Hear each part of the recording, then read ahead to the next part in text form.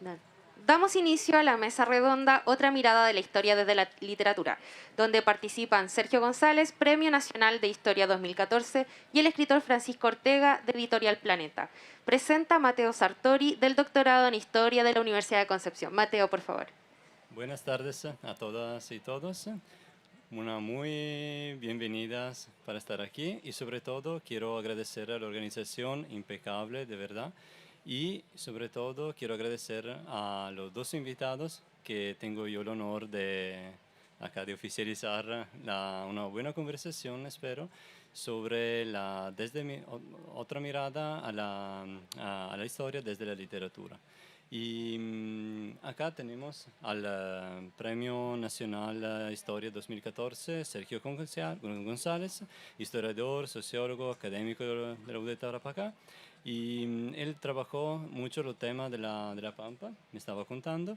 Y en ese van y ven entre historia y literatura, trabajó mucho, investigó el tema de la zona norte de Chile y sobre todo la relación fronteriza entre Chile, Perú y Bolivia. Y así que en su caso la relación entre historia y literatura es algo que sigue siendo vital para su investigación. Y acá a mi derecha tenemos a Francisco Ortega, eh, formación periodista, académico, editor, guionista, apasionado de ciencia ficción y sobre todo más bien conocido para ser el autor de la trilogía de los Césares, entre otras muchas novelas. Y en su trabajo, por lo menos por lo que he podido conocerlo yo, se cruzan también en sus obras literatura y historia y acontecimientos sobre un cruce entre acontecimientos históricos, ficticios, personajes históricos y reales. Y con eso quería dar un poco el comienzo a la conversación, pidiendo a uno de los dos que quiere iniciar, de hablar sobre su propia aproximación a sus propios escritos, a la literatura y a la historia. ¿Cómo ven los dos géneros literarios? Sí. ¿Quién comienza? Bueno, ya. Okay. Bueno, Sergio, Mateo, un gusto estar con ustedes en esta conversación. Voy a aprovechar de también agradecer a la organización y solo decir que esta feria solo puede crecer. Está en un lugar hermoso, en una ciudad súper linda, súper pujante, en una universidad además, que es un anfiteatro natural para hacer ferias del libro y eventos. En mi caso, yo te diría que mi aproximación a la historia y a la literatura parten juntas, en el sentido de que uno de los primeros recuerdos que yo tengo como lector, cuando siendo niño, a los 7, 6 años, es Mampato, la revista Mampato. Y la revista Mampato tenía muchos temas de historia. No solo artículos de historia, también tenía historietas de historia. Y yo recuerdo haber descubierto el episodio del cruce de los Andes, de O'Higgins y San Martín, gracias a la revista Mampato. Gracias a una historieta donde el protagonista de la historieta Mampato viajaba en el tiempo a la época de la Guerra de Independencia y cruzaba al revés los Andes, porque cruzaba de Santiago a Mendoza para encontrarse con el ejército de los Andes y luego volver a Chile a la batalla de Chacabuco. Y lo que hace Temo Lobos, o hacía Temo Lobos en esa historieta, era básicamente aprovechar este cruce reverso para, a través de estos dibujos y esta aventura de estos dos personajes, enseñar historia. Y creo que esa es una de las grandes de los grandes encantos que tiene la narrativa histórica, la ficción histórica, la novela histórica, que finalmente se mezcla con un montón de géneros, como el thriller, la ciencia ficción incluso, que es una manera de enseñar historia de una forma entretenida, de una forma muy usando el drama, usando la estructura de la aventura, los personajes, el conflicto. para hacerse cargo de un determinado proceso histórico. Y esa misma... perdón, ¿se escucha? No. Okay. ¿Se escucha? Ok, perfecto. Esa misma estructura narrativa en la que tú trabajas, ¿no? Entonces, ¿cómo te aproximas tú a la estructura narrativa? O sea, ¿qué ves tú en la estructura narrativa para que se pueda ponerse una fuente histórica? Bueno, también me sumo a todos los saludos que ya realizó Francisco, a los organizadores, pero también, por cierto, a ustedes que están aquí presentes. Debo decir que quienes trabajamos en el campo de la historia, de la historiografía, pero que vivimos siempre inmersos en los proyectos Fondesit, como que tenemos vedado lo que tú nos acabas de preguntar. Para nosotros es imposible soltar la pluma y escribir como nosotros quisiéramos, porque en realidad cada conjetura la tenemos que probar, cada dato lo tenemos que comprobar con fuentes, tenemos que cruzar información, no podemos quedarnos con una sola fuente, tenemos que revisar archivos. Cuando tenemos testimonios tenemos necesariamente que correlacionarlos con otro tipo de información, cuando trabajamos periódicos. Por lo tanto, el cruce entre esa historia académica, con la literatura, cuesta muchísimo, pero en realidad creo yo que necesitamos romper algunas amarras, recuperar el ensayo fundamentalmente y comenzar también a dialogar muchísimo más con quienes hacen literatura. Por eso quiero después conversar muchísimo con Patricia Enrique, con Mauricio Ostria, para poder hacer el rescate no solamente de la producción literaria que se ha hecho sobre el norte, sino que también poder acercarnos a ellos. Yo después les puedo contar algo personal con respecto a un tema literario en particular. Yo lo que quería contarles a ustedes, trataré de ser breve, pero no quiero dejar pasar esa posibilidad de que cuando me di la tarea de escribir este libro que se llama Ofrenda a una masacre, a propósito de los 100 años de la masacre de la Escuela Santa María de Iquique, una de las cosas más notables es toda la producción intelectual, artística, literaria que generó este suceso. En Chile es muy conocida por la cantata de Santa María de Luis Alves Iquiqueño, por cierto, pero también generaron muchísimas otro tipo de expresiones, obras de teatro, por ejemplo, como Santa María del Salitre de Sergio Arrau, que poca gente lo conoce porque él estaba radicado en Lima, en Perú, primo, sobrino de Claudio Arrau. Es el registro teatral, por ejemplo. El famoso Canto a la Pampa, que en realidad se llamaba Canto de Venganza, fue escrito por Francisco Pessoa, publicado en el diario El Pueblo Obrero, solamente unos meses después. Esto se recopiló en un libro que hicimos juntos con María Angélica Illane y Lucho Mulián, que es la compilación de poesía obrera justamente el diario del Pueblo Obrero, a pocos meses, que después se conoció como Canto a la Pampa por todos, ¿no? Pero en realidad su nombre original era Canto de Venganza. Mucha poesía obrera sobre este suceso y, por cierto, novelas que desde el Hijo del Salitre, ¿cierto?, basada en la biografía de la Ferte, escrita por Bolodia Teitelbaum, y hasta las flores, ¿cierto?, Santa María de las Flores Negras, escrita no hace tanto tiempo por Rivera Letelier. En fin, se ha generado muchísimo material, pero sin embargo hubo una novela publicada en 1903 llamada Tarapacá, y esa es una novela, entre comillas, una novela maldita, porque esa novela fue quemada por la sociedad, ¿cierto?, dominante de la época en la región, y prácticamente no quedaron ejemplares. La Biblioteca Nacional guarda un ejemplar y que se pudo ahora reeditar. Esa novela fue escrita por dos periodistas de la época, uno muy importante que era Osvaldo López Mellafe y Nicanor Polo.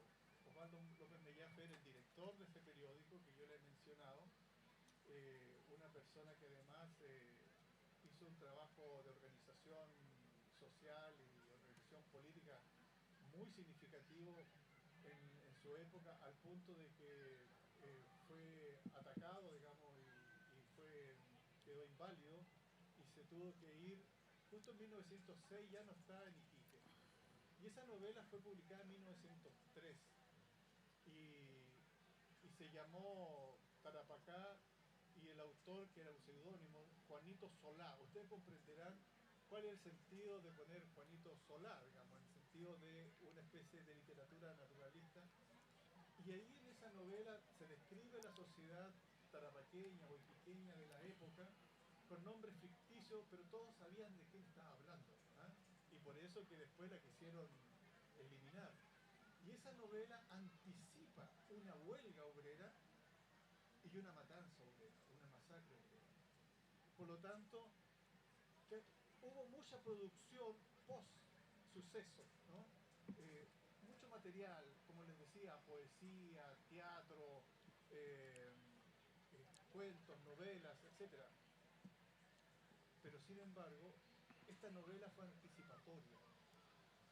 Quizás también los protagonistas del 7, algunos supieron de esa novela y quizás hicieron cosas que se asemejaban teniendo conciencia de ello, ¿no?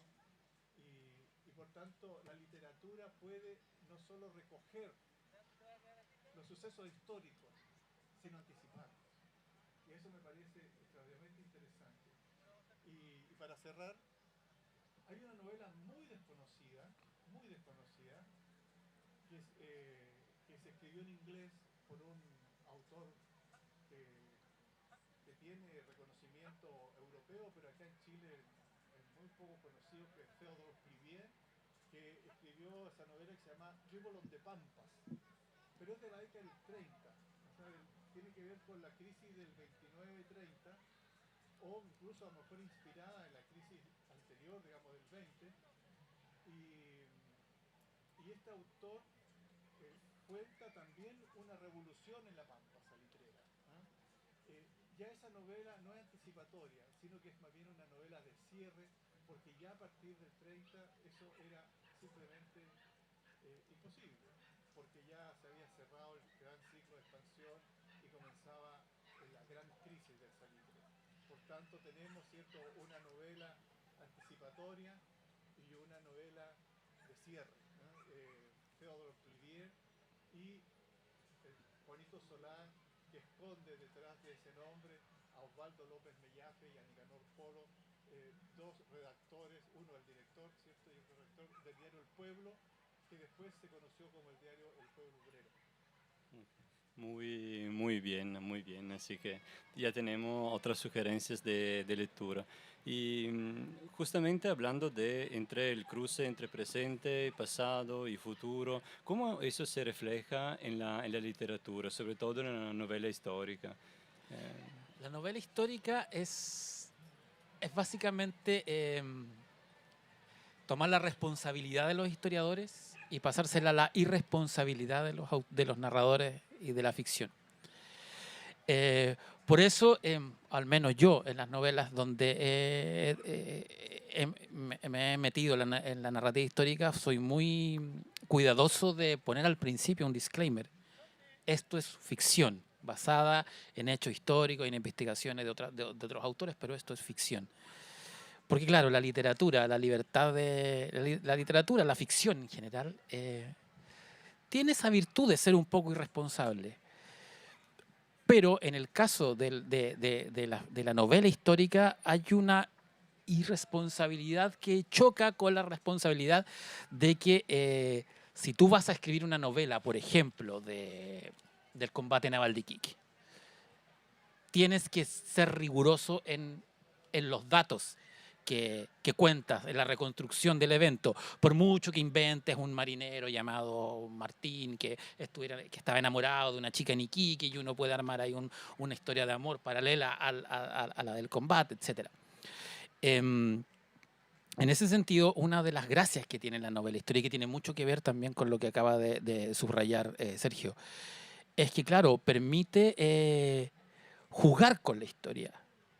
Porque hay muchos tipos de novela histórica. Está la novela histórica tradicional, que es la que cuenta un hecho histórico y lo reconstruye, ¿no? Puede ser Adiós al séptimo de línea, para nombrar una muy famosa, que es una novela muy importante. Voy a detenerme un poco acá porque y siempre me gusta contar esto sobre Adiós al séptimo de línea. ¿Sabían ustedes que Adiós al séptimo de línea es la primera novela en el mundo que tiene una espía mujer de protagonista? La figura del espía en la literatura era generalmente masculino, era un hombre. James Bond es del 55, Adiós al séptimo de línea del 57. 2 años después, un chileno escribe una gran saga histórica bélica protagonizada por una mujer espía.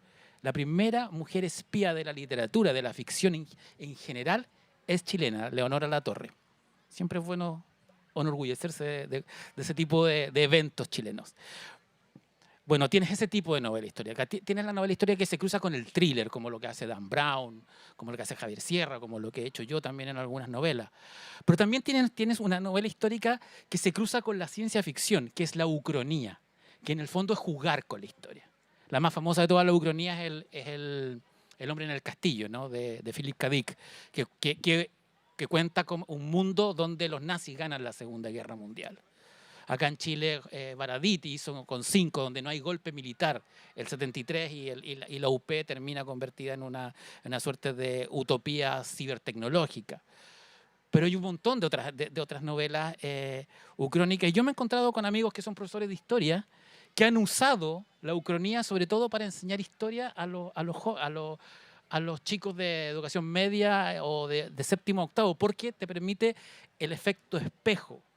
Entonces, qué sé yo, un amigo español, por ejemplo, me contaba que él pasa la Guerra Civil Española a sus alumnos del equivalente a segundo medio acá en Chile, dándoles una novela que fue muy popular en España, que es básicamente la Guerra Civil Española, pero con zombies. Es la misma historia de la Guerra Civil Española, pero con zombies. Entonces, usando esa herramienta de la ficción, uno puede encantar con la historia. A mí, fíjate que, permiso para hablar de mí, me pasó una cosa muy bonita con Logia, que aquí hay un lector que la trajo. Una vez un lector en una librería en Puerto Montt me dice, yo le tenía mal a la historia de Chile, encontraba que la historia de Chile en la época de la independencia era fome, comparado con la historia del mundo, la Segunda Guerra Mundial, las guerras púnicas. Pero después de leer Logia y haber entrado en esta suerte de ficción conspiranoica relacionada con Bernardo Higgins, porque eso es Logia, tuvo interés en descubrir quién era realmente Bernardo Higgins y quién era Carrera y cómo había sido el proceso de independencia. Entonces me dice, gracias a tu libro, terminé comprando libros de historiadores para entender más la historia. Y creo que esa es una gran responsabilidad y uno de los grandes ganchos que tiene la ficción histórica, la literatura histórica, que si de 10 lectores de una novela histórica, 5 se interesan en descubrir qué hay de verdad en esa ficción para entender los procesos, yo creo que ahí hay un diálogo y una alquimia bien interesante entre la ficción y la historia. Me parece un aporte bien interesante. ¿Cómo puedes responder tú entre los vínculos entre ficción y realidad? Sí, entre ficción y realidad, ficción y historia, tengo una anécdota que contarles. Yo tuve la suerte de hacerme amigo muy al final de su vida con Leopoldo Castedo, historiador, ¿cierto?, de Cine Castedo. Bueno, Leopoldo Castedo, él llegó a Chile en el Winnipeg, y era un hombre formado en historia del arte. Y menos mal que pudo viajar, porque el Winnipeg se supone que no tenía que traer intelectuales, tenía que traer también técnicos especializados. Bueno, él llegó y lo enviaron a trabajar como asistente de Francisco Encina. Y él me contaba de que cuando, comillas, Don Pancho no tenía muy claro cómo era el personaje, ¿ah? Tomaba el caballo, se daba unas cuantas vueltas en el campo y regresaba con el personaje absolutamente clarito. ¿Ah? Eso es obvio que la historia, que es historia oficial además, ¿no?, de Encina, es una historia que tiene mucho de ficción, mucho de ficción. Entonces eso no tiene nada de extraño, ¿no? Y eso por un lado, pero un pequeño paréntesis de chauvinismo nomás, ¿eh? pero se le olvidó Francisco decir al autor del Séptimo de Línea, Sí, ¿cierto? Jorge Nostroza Jorge Nostroza, sí. y Queña. Es solamente eso. No, está bien. Muy buena corrección, sí. Bueno, pero además hay que ver que la literatura también entrega paradigmas de visión de la sociedad. Por ejemplo, siempre se ha estudiado a Casa de Campo de Orrego Luco, por ejemplo, como el paradigma del campo, ¿ah? Del fondo, de la región del campo. Y por tanto, ahí la literatura, esa novela, en rigor, se aproxima a un ensayo. Y el ensayo es un género literario. Y quienes han trabajado en historiografía, curiosamente, los mayores aportes desde el punto de vista de una visión histórica del país han sido ensayistas, ¿cierto? La noción del Estado en Chile, digamos, de Mario Góngora, ¿cierto? O la fronda aristocrática de Alberto Edwards, o nuestra inferioridad económica del propio Encina. En fin, hay muchos ensayos que han sido muy importantes para pensar nuestro país. En cambio, quienes a veces hacen historiografía muy positivista, enmarcada hoy en día más que nunca antes en artículos en revistas de corriente principal, que además no pueden tener más de 15 páginas, etcétera, y además tener una métrica equilibrada entre los distintos capítulos. Bueno, eso ha estado matando de manera pero notoria a la creatividad, no solo a la creatividad literaria, sino a la creatividad científica, ¿ah? Y por tanto, hay que volver al ensayo. Los historiadores tienen que volver al libro, ¿ah? Porque de lo contrario, ¿cierto?, ese amplio campo de la narrativa, ¿cierto?, lo ocuparán otros, ¿ah?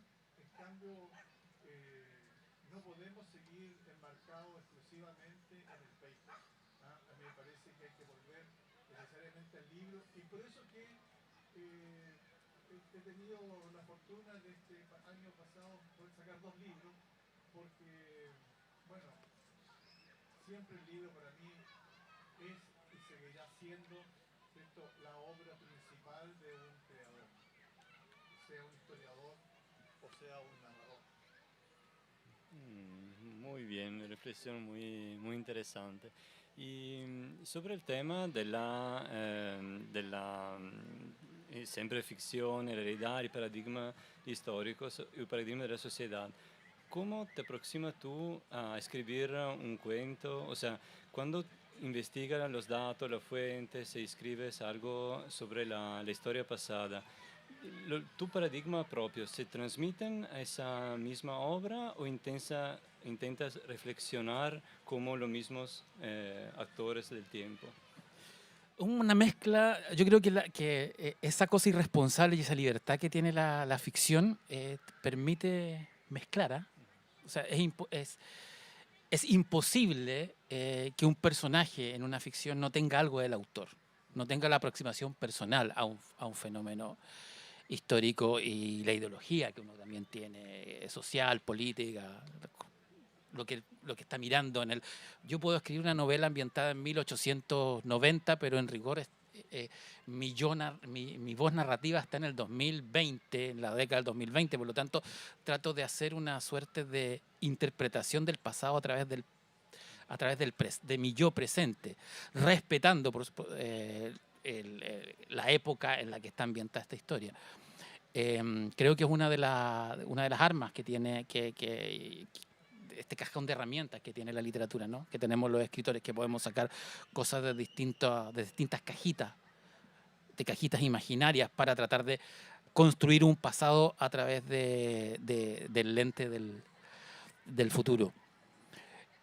Yo, en rigor, por mi experiencia, yo dejo más que los personajes sean los que hablen cuando están en el pasado, que son los ojos de los personajes los que me ayudan a retratar el pasado, mientras el narrador omnisciente es el que hace las reflexiones de interpretación de ese pasado a través de los ojos del presente. Súper, muy bien, gracias. ¿Y qué más? Textos breves, textos largos. ¿Hay, según usted, una diferente manera de interpretar y narrar los acontecimientos históricos, las interpretaciones, entre las dos formas narrativas? Bueno, yo estoy convencido de que el libro es el que entrega mayores posibilidades para contar una historia, eh, pero en realidad eso es un ejercicio mayor, ¿no? Que te acerques más para hablar. Aunque sigo insistiendo en este punto, para nosotros quienes trabajamos en el mundo académico con todas estas restricciones, un paper vale más que un libro, ¿no? Nos valora más un paper que un libro, pero sin embargo, escribir un libro, aunque signifique un trabajo de meses o de años, en realidad es un ejercicio impagable, ¿no? Porque ahí está realmente uno, ¿no? En el libro. Yo quisiera contarles una anécdota personal, ya que nos estamos dando algunos gustos Sí. personales. En la década de los 80, un poco para mostrarles también lo viejo que soy, en la década de los 80 yo hice mi trabajo de registro historiográfico de historia oral más importante que esto, y que se reflejó en un libro que se llama Hombres y Mujeres de la Pampa. Y en esa recopilación pude conocer a unas hermanas que fueron actrices de teatro, particularmente fueron actrices de Arte y Revolución, que era un grupo teatral que pertenecía a la Federación Obrera de Chile, ¿no? Y que después salían camuflados y le cambiaban el nombre por Bernardo Cambrina, pero recorrían la Pampa, repartiendo el despertar de los trabajadores y haciendo obras de teatro obrero, ¿no?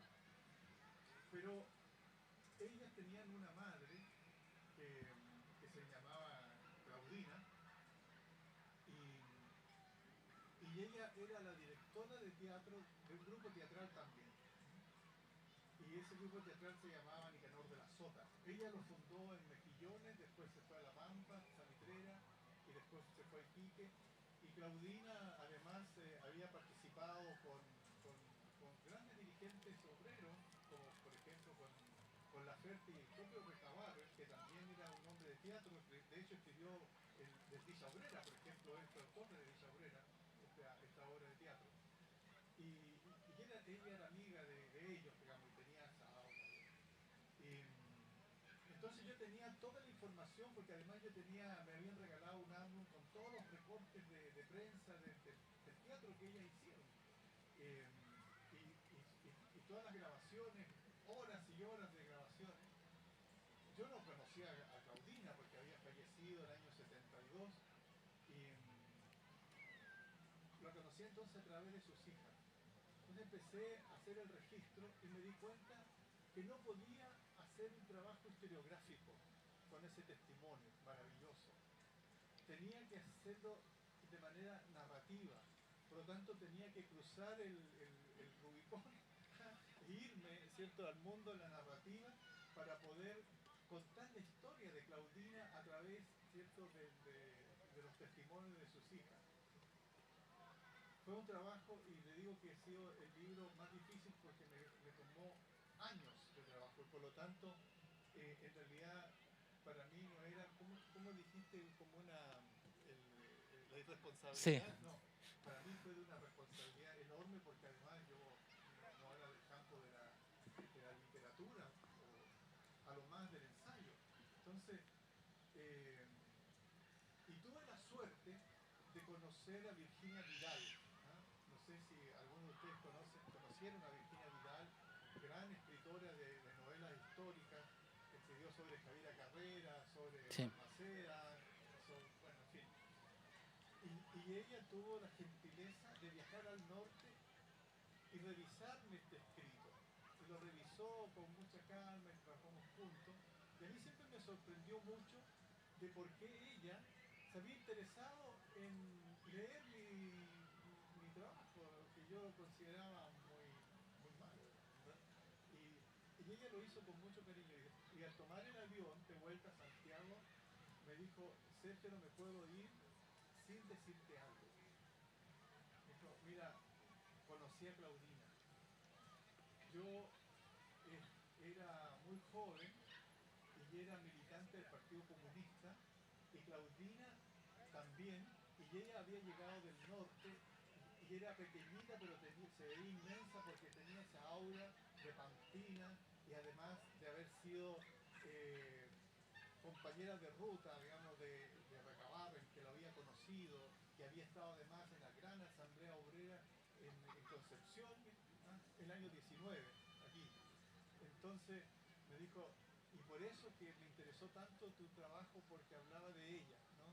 De Claudina. Y la verdad es que nunca a mí me terminó no solo de convencer, sino de sentir que ese trabajo fuera suficientemente bueno. Ya han pasado muchos años, no sé, 20 años, no sé.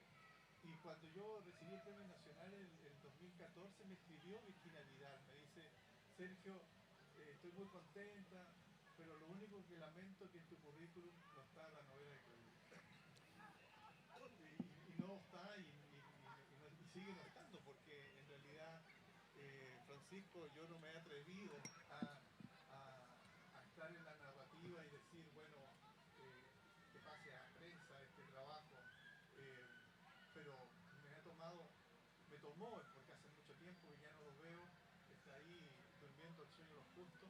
Ya falleció, por supuesto, estas dos hermanas, Rogelia y Marina, así ya llevan mucho tiempo fallecida, y porque esa línea que parece tan delgada entre historia y literatura es de tener. Yo quiero aprovechar de colgarme un poco de lo que acaba de decir Sergio. Perdón por interrumpirte, Mateo. Bueno, a lo mejor ese manuscrito está ahí guardado y en próximos años vuelves y lo terminas y te embarcas en la aventura de la novela histórica. Qué bueno que nombras a Virginia Vidal, porque yo siento que hay una deuda pendiente. Hoy día que hay mucho rescate de narrativa y de ficción escrita por mujeres en Chile. Hay una deuda con las novelistas históricas chilenas, que son muy buenas. Desde una visión literaria y también desde una visión de lo que es literatura popular. Hubo una autora en la década de los 50, 60 en Chile, Magdalena Petit, que prácticamente recorrió, contó toda la historia de Chile, desde incluso la conquista hasta la Guerra del Pacífico y posterior a la Guerra del Pacífico, a través de la ficción. Hay un rescate que yo siento que es necesario, tanto de la autora que nombró Sergio como de Magdalena Petit y otras escritoras que han hecho y que hicieron novela histórica incluso antes que los autores de novela histórica, y generalmente se considera que es un género tan masculino, que es una tremenda falsedad. Muy bien, así que sobre el tema de las mujeres, han sido presentes a lo largo de esa conversación. ¿Qué se puede ver en la historia? O sea, en toda la poesía obrera, en toda la literatura que trabajaste tú, el tema de las mujeres, escritoras, protagonistas, ¿estaba presente o no? Bueno, siempre ha estado presente. Creo que hay una constante de que las mujeres han tenido un rol muy significativo, pero fundamentalmente en el campo del teatro. Yo lo he visto mucho más ahí, ¿ah? En el teatro. eh, y también, eh, por lo menos en el norte de Chile, yo creo que si hubo una mujer, si bien esto no es, esto también es narrativa, si hubo una mujer que generó un impacto enorme a través de la palabra, ella fue Belén de Zárraga. Belén de Zárraga, la gran libre pensadora, y que en esa época su mayor aporte tenía que ver con esa capacidad de poder hacer estos discursos políticos, eh, fue, eh, fue realmente impresionante. De hecho, mi esposa, que es historiadora, hizo un trabajo sobre Belén de Zárraga, que visitó el norte de Chile en 1913 y en 1915. Fue, fue increíble cómo los obreros, por ejemplo, la llevaban en andas, ¿ah? Y se reunían en las plazas, eran miles y miles, y bueno, y a partir de la palabra, básicamente esa era la idea, ¿no? También hay una idea media anarquista de, como el tema de la importancia de la palabra. De hecho, Recabarren le dedica una poesía a Belén de Zárraga, ¿no? Y estuvo en Tarapacá y estuvo en Antofagasta. Eh, su importancia fue impresionante y sin embargo después desaparece. Quedaron organizadas las mujeres en los llamados centros Belén de Zárraga, tanto en Tarapacá como en Antofagasta. Y Teresa Flores, que era la compañera de Recabarren, formó parte, y ella fue una de las organizadoras de los centros Belén de Zárraga en Tarapacá. Así que las mujeres no estaban ausentes, en la importancia, digamos, de la narrativa y de la palabra. Okay. Y en tus novelas, en tus libros, ¿qué papel juegan las mujeres? Muy importante, yo tengo novelas que son protagonizadas básicamente por mujeres y tengo una novela que se llama El Cáliz Secreto, que es una novela, un thriller histórico, que es la novela que a mí más me costó escribir, porque está narrada en primera persona por una mujer de 30 años, entonces tuve que meterme en el papel. Y siempre cuento una anécdota sobre la escritura de esa novela. Se la paso a una amiga escritora para que la lea, y una amiga antropóloga también. Fueron 2 lectoras. Y bueno, la amiga escritora me dio sugerencias de de qué palabras usar y todo. Y mi amiga antropóloga me dice, está súper bien, pero esto está narrado en una semana en la vida, no, es un mes en la vida de una mujer de 30 años. Sí. Y me dice, ¿y la regla? Y claro, ¿y la regla? ¿Y los dolores menstruales? Sí, yo sé que es una novela de acción y de espías y viaja por el mundo, pero es una mujer de 30 años, en edad fértil. Yo te voy a hacer clase de dolores menstruales. Y me hizo clase de dolores menstruales para poder traspasarlos al relato. Pero más allá de lo que puedo hacer yo, lo que hacen otros autores con protagonistas mujeres, a mí me gustaría subrayar el comentario que hice anteriormente, en este rescate de tradiciones narrativas y también literarias en general que ha habido en los últimos tiempos. Siento que tenemos que rescatar a las novelistas históricas chilenas, sobre todo que hicieron novela histórica antes de que se ocupara esta definición que es más comercial que es más para libreros que para escritores o para críticos.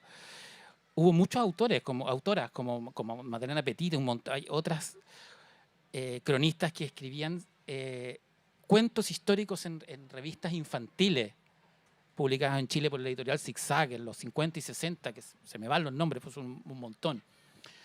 Creo que ahí hay una... A mí, por ejemplo, me gustaría que alguna editorial hiciera una colección Magdalena Petit, que es alguien a la que yo he vuelto por investigación. Y estoy seguro que sería una muy buena vitrina para mostrar la novelística histórica chilena desde la perspectiva de la mujer durante el siglo XX. Sería bueno, sí. Y, no sé, ¿alguna autoras que...? Bueno, yo comparto esa propuesta, pero también creo yo que se deben rescatar a mujeres que trabajaron en prensa, Sí. que están bastante Sí. más ocultas. Por ejemplo, en este periódico que fue tan importante, que se llamaba El Pueblo, después se llamaba El Pueblo Obrero, aparece investigando quién era Nicanor Polo, quién era Osvaldo López, aparece una imagen con todos los cronistas, porque hay una cosa muy interesante que hacía Osvaldo López, que era el director, recibía escritos, tenía como pequeñas sucursales en todas las oficinas salitreras y pueblos de La Pampa, entonces como corresponsales. Entonces ellos le enviaban información, pero también le enviaban poemas, le enviaban escritos, etc. Hasta que algunos, por ejemplo hay un caso en particular que después lo tomó como personaje dentro de su libro Rivera Letelier, que fue Rosario Calderón, que era un barretero que después terminó siendo periodista, ¿no? Un gran escritor y gran poeta. Y había una mujer, y esa mujer no sabemos quién es. Está su nombre, por cierto, y todo lo demás, pero no lo hemos estudiado. Y había mucha prensa en la época, porque era el medio de comunicación. Cada pueblo tenía a veces su pequeño periódico. Y lo escribían también mujeres. Las mujeres tenían mucho menos acceso, por cierto, a la educación, pero vuelvo al teatro. En el teatro se formaba a la gente, se le enseñaba a leer, se le enseñaba a escribir y se le enseñaba a hablar, se le enseñaba retórica y actuar. Entonces, hemos omitido buena parte del aporte que hicieron mujeres en la prensa, por ejemplo. No solamente en la narrativa. Creo que también tenemos que incluir ahí, porque el trabajo periodístico es también un trabajo fundamental en el campo de la narrativa. ¿Quieres agregar algo más? Sí, antes quizás para darle oportunidad a los presentes si quieren hacer una pregunta. Hay algo bien interesante respecto de la historia de la literatura chilena y que en rigor es espejo de la historia de la literatura universal. Si uno piensa, el origen de la literatura es la literatura, es la novela histórica. Vayan a la antigua Grecia mentalmente, la Ilíada y la Odisea, sí. Hay mitología, hay dioses, pero es básicamente aventura histórica la literatura de Homero. Y en Chile, cuando uno hace, ¿cuál es la primera novela canónica chilena? Martín Rivas, es como lo que se dice, ¿no? Y Martín Rivas es una novela histórica, es un romance histórico. 2 años después de Martín Rivas hay un personaje que lo tuve que buscar en el teléfono porque se me había olvidado el nombre, Ramón Pacheco. Un novelista de pulp, de novela por entregas. Él publicaba sus libros por capítulos y los vendía en distintos lugares en Santiago Él escribió un libro bien desconocido que lo pueden encontrar gratis en Memoria Chilena, que se llama El subterráneo de los jesuitas. Que lo que hace Ramón Pacheco es toma todos los rumores que ya existían en el siglo XIX de que después de la expulsión de los jesuitas, esta orden había escondido grandes tesoros debajo de Santiago en distintos túneles, y escribe una novela que, a pesar de que es muy siglo XIX, cuando uno la revisa, Memoria Chilena, ahí está entera. Este tipo, Ramón Pacheco, inventó el thriller histórico contemporáneo, porque tiene todos los ingredientes de lo que podría tener una novela de Dan Brown, pero ambientada en Chile en 1890. Es decir, hay un profesor de historia, hay curas con dobles vidas, hay secretos en los subterráneos de Santiago, hay crímenes sin resolver, hay laberintos, hay iglesias que tienen, qué sé yo, pasadizos debajo de la catedral, de las ruinas de la iglesia de la Compañía, que llevan a bóvedas donde hay cadáveres de la época de la colonia. Y Ramón Pacheco la publicaba por entregas. Todos los viernes se entregaba la novela en determinados, no sé, garitas en el centro de Santiago, y la gente hacía colas y las compraba como compraba las novelas de Charles Dickens, que era contemporáneo en la misma época en la Inglaterra victoriana. Entonces es bien interesante hacer un panorama de la narrativa histórica, de la ficción histórica chilena, porque uno se encuentra con sorpresas. Que se escribieron novelas y se hizo un tipo de novela entre 1870 más o menos hasta 1973, que viene el quiebre que todos conocemos, y luego, bueno, vuelve toda esta cosa en los 90. Pero hay una tradición casi canónica de novela histórica en Chile que hay que empezar que yo los invito a ustedes a descubrir y empezar a leerla. Porque no es casual que al lector chileno le guste tanto este tipo de ficción. Quizás es una herencia folclórica que tenemos en el ADN cultural. Muy bien, muy bien. Sí. Pero yo agregaría eso, complementaría eso, empezar también a rescatar, para que llegue al gran público, a los cronistas. Uh-huh. Porque es cierto, los novelistas se aproximan al fenómeno histórico, pero aquellos que fueron testigos y registraron, ¿cierto?, lo acontecido, lo hicieron además con estilo, lo hicieron con buena pluma. Los cronistas, tanto en el periodo colonial como en el periodo republicano, tenemos cronistas hasta el comienzo del siglo XX. Y además también se suma, digamos, a partir del siglo XVIII, del siglo XIX, a los viajeros, ¿no? Es decir, es una maravilla cuando uno lee, ¿cierto?, lo que escribieron los viajeros sobre Chile, es impresionante. Y ahora también hay que ver los viajeros chilenos que escribieron sobre otras realidades. Y ellos no están haciendo literatura con propósito de ser una novela, un cuento, están haciendo un registro, pero que también están incorporando elementos de ficción o imaginaciones. Pero la crónica es un género muy interesante que además los historiadores la utilizan muchísimo. A mí me motiva mucho más leer crónicas o leer diarios de viaje que una novela histórica, se lo digo sinceramente, porque me sirve. Así que, porque son fuentes secundarias muy significativas para nosotros. Entonces, por un tiempo tan escaso que tenemos, uno dice, bueno, tengo una novela histórica y tengo una crónica. Opto por la crónica sin desmerecer a la novela histórica. Pero hay muchos cronistas y muchos de estos cronistas formaron o construyeron el imaginario chileno. Lo que somos como país, lo que somos como cultura, se ha construido sobre la base de la opinión de los cronistas, desde Ercilla hasta la actualidad. Muy bien, le agradezco a ambos.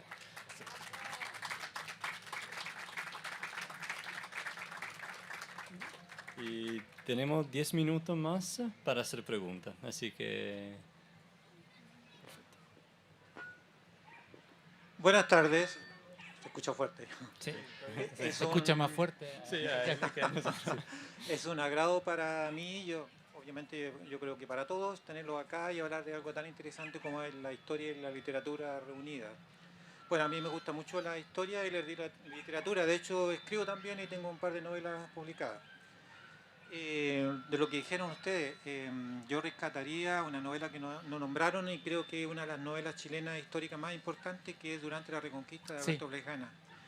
Yo la leí cuando estaba en enseñanza media, nadie me obligó, la leí porque quise leerla y creo que es mejor que Martín Rivas. Sí. Tal vez sea la mejor novela de Alberto Plejana Sí, estoy de acuerdo que es mejor que Martín Rías. y tal vez Sí. sea la mejor novela chilena del siglo XIX.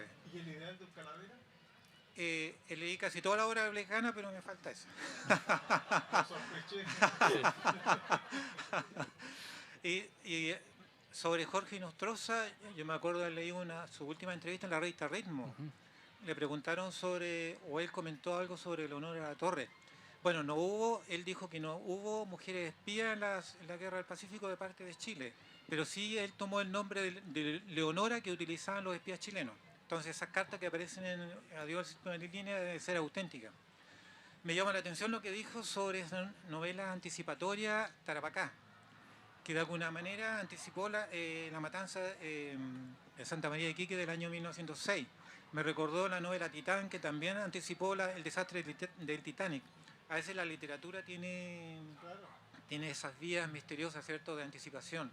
Sí, hay una novela más rara todavía que Titán, que una novela que escribió Orson Welles, el Famoso actor, cineasta. el cineasta, que la escribe en 1935 y es una guerra hipotética entre Estados Unidos y Japón que comienza con el ataque de la Armada japonesa a la base de Pearl Harbor Muy premisa. en diciembre. Claro, y otra cosa que quiero comentar, que bueno, yo también escribí una novela en que une lo histórico con lo literario, que está aquí también está debajo de la carpa. Se llama El Castillo de Isidora, donde yo trato de unir la historia y la literatura detrás de esta misteriosa mujer, porque se sabe muy poco, hay muy poco elemento, entonces yo cubro los vacíos con la literatura.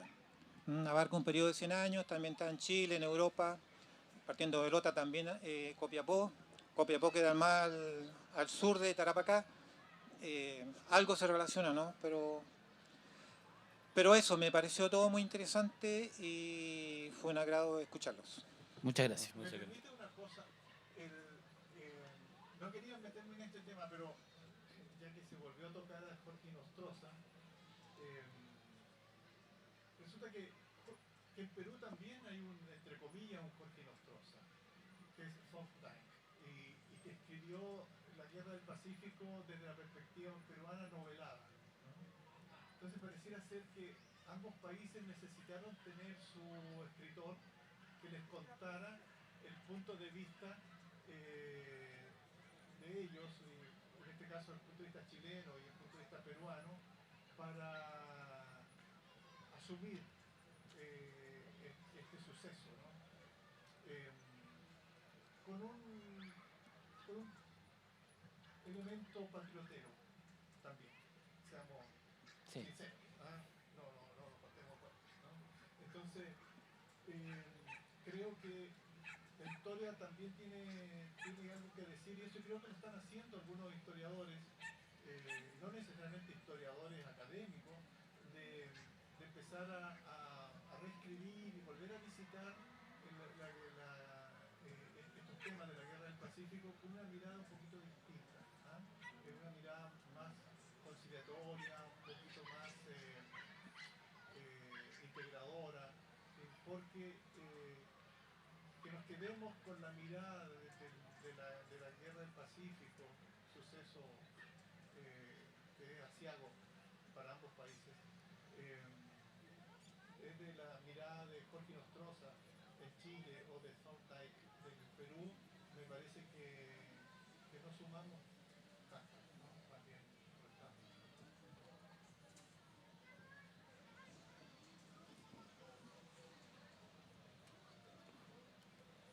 Buenas tardes, profesor Sergio González. quedé intrigado con la historia de Virginia Vidal. ¿Qué le dijo Virginia Vidal? ¿Le encontró bueno el libro que había escrito? Porque ahí quedamos, ¿no es cierto? ¿Le hizo alguna crítica? ¿Le hizo correcciones? ¿Quedó anonadada? Eh, Trabajamos juntos 2 días. Ella me hizo cientos de correcciones porque el libro estaba muy malo, lleno de ritos, y fue muy generosa. eh, y recuerdo en agradecimiento fuimos a tomarnos un jugo de mango a pica. ¿Ah? Eh, bueno, ella siempre me decía que publicara la novela y fue como muy hincha de que la publicara, pero yo no me he atrevido a hacerlo. Esa es la verdad. No sé si es buena, más o menos mala, pero sí tiene el aporte de rescatar a una mujer que fue la primera directora de teatro obrero, a lo menos del norte de Chile, y creo que probablemente sea la primera directora de teatro obrero en Chile, Claudina Morales Ríos.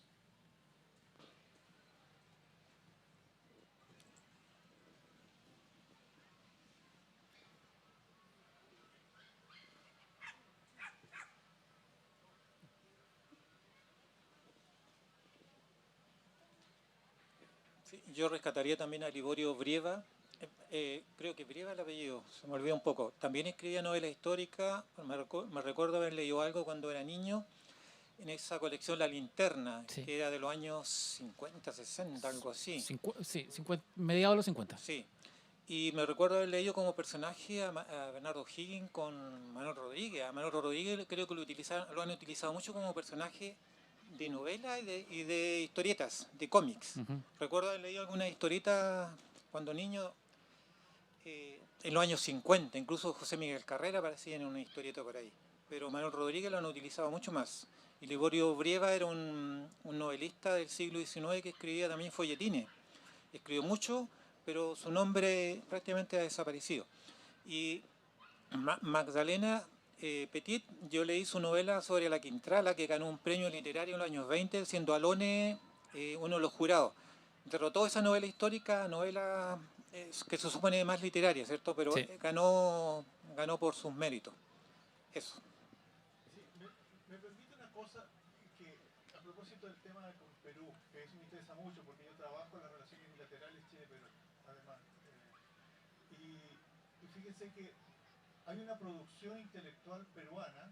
eh, Hace poco salió un libro que yo compilé que es sobre es un homenaje al bicentenario del Perú, sobre personajes chileno-peruano. eh, por la editorial RIM salió ese libro. Y hay una gran producción intelectual peruana en Chile en esa época, de Luis Alberto Sánchez, Ciro Alegría, por ejemplo, sus principales novelas, Los perros hambrientos, La serpiente, las escribió en Chile. ¿Por qué? Porque el exilio del APRA, siempre los peruanos se venían en el exilio a Chile. El mundo sánchez y ajeno. Claro, y por tanto hay una gran producción intelectual peruana en Chile. ¿Ah? Eso es muy interesante. A mí me parece que lo hemos rescatado poco. Salió un libro de Luis Alberto Sánchez, el gran historiador, periodista, escritor, que además trabajó en Ercilla, en Zigzag. Fue vicepresidente del Perú. Exactamente, con Alan García. Dice algo así como Mi estadía en Chile o Mi vida en Chile. Ese libro es muy, muy importante. Creo que salió editado en Chile, ese libro. Me parece que la literatura además no solo aporta la historiografía, sino aporta las relaciones entre los pueblos. Yo les quería agradecer sinceramente, porque en las manos de ustedes, los historiadores, está la base justamente de la literatura chilena, aunque ustedes no lo crean, porque depende de ustedes el camino que tome la literatura. Y es una gran responsabilidad tremenda, porque ustedes no escriben cualquier cosa, ustedes se meten días, años, como ustedes lo mencionan, para omitir un juicio, para decir algo que pasó. Entonces, eso ya viene a entrar dentro de la magia literaria, no de la magia de la poesía que podemos llegarnos a volar todos. Ustedes son el pilar de la historia de Chile. Muchas gracias. Muchas gracias.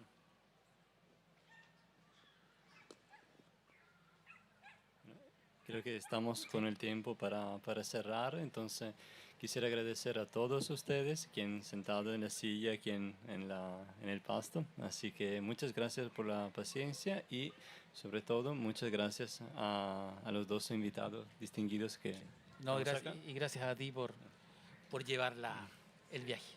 Muchas gracias a Italia. Sí. Gracias a ustedes. Muchas gracias, Mateo. Les comentamos que en media hora más